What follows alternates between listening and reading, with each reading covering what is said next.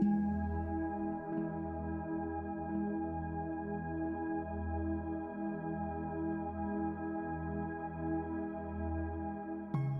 كي دايرين؟ بخير؟ لاباس عليكم الاخوات؟ اموركم مزيانه؟ نتمنى تكونوا بخير نتوما والاهل ديالكم والاحباب ديالكم وجميع المشاهدين. نتمنى يكونوا بصحه جيده يا ربي، امين ان شاء الله. واليوم جيتكم البنات بواحد الوصفه لينا والوليدات ديالنا بالنسبه للكحبه، كتكون زوينه ورائعه. وهاد الامراض اللي كيقولوا زعما هاد الامراض اللي منتشره في بجميع الدول برا، الا حنا الحمد لله حنا دوله اسلاميه ما كنخافوا من حتى حاجه ان شاء الله، بالدين ديالنا والاسلام ديالنا ان شاء الله. وجيتكم بواحد الوصفه ساهله مهله كتوجد في اي بيوت، وانا غادي ندوزو على بركه الله لهاد الوصفه. غادي نوريكم المقادير اللي فيها.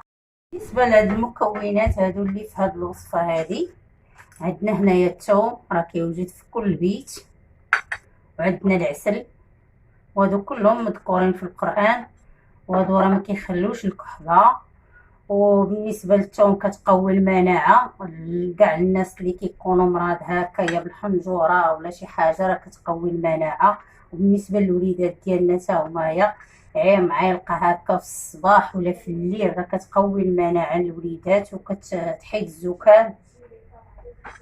وانا عندي هنايا العسل، ها هو العسل يكون يا اما ديال الكاليبتوس ديال الزعتر ديال الليمون، المهم يكون عسل زوين، ما يكونش داك العسل العادي ديال السكر، خاصو يكون شي عسل يكون زوين باش يعني المكونات يكونوا يتفاعلوا مع بعضياتهم.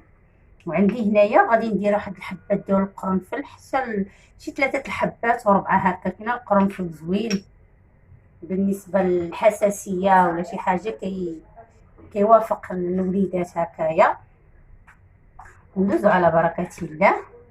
دابا عندي هاد العسل هذا هنا، هذا الثوم هذا دابا القرعه عندي صغيره هنايا، ما غاديش تخشى ليا، غادي نحلها هكا. غادي نشد هاد الثوم نحيد ليه هاد القشور اللي عنده هنايا اللور، وغادي نشدو وغادي نتكي بهاد الكردون هكا كل هاد الثومات اللي عندي غادي نشدهم وغنتكيهم بهاد الكردون. انا هادي راه مخلياها الوليدات ديالي كلهم كيديروها، راه الحمد لله والشكر لله، زعما ما ها كنحس بالحنجره ديالهم تاهبت ولا شي حاجه كنعطيها ليهم كلنا ماشي صافي. دابا غادي نديرو هنايا، خاصو يكون راس ديال الثوم كامل صافي. غادي بعد ما كملت هاد الكميه ديال الثومه كامله تكيتها بهذاك الكوردوني، غنهز واحد شي 4 الحبات هنايا ديال القرنفل، ها هما شي 4 الحبات صافي. ودابا غادي نزيد عليها هاد العسل. انا عندي هنا العسل ديال الليمون وعندي العسل ديال الشانوج، ها هو ديال الحبه السوداء،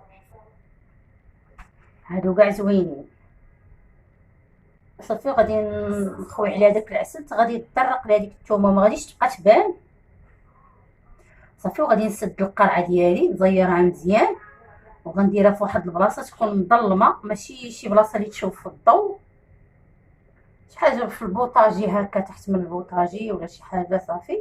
ونخليها مده شي 6 ايام هكا كاينه ولا شي حاجه، ما نحلهاش ما نلحقش ليها صافي. وغادي نعاود نهز منها معلقه ونعطي للوليدات ديالي ولينا حتى حنايا.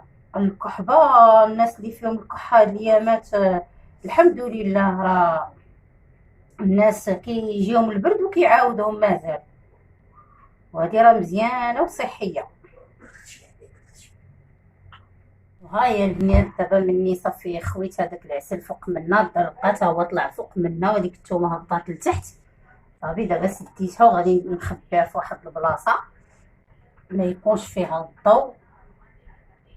ونتمنى من الله تعجبكم الفكره وتصايبوها لوليداتكم وبالصحه والراحه، والله يشافي الجميع وبصحة جيدة إن شاء الله. وما تنسونيش من لايك وسبسكرايب.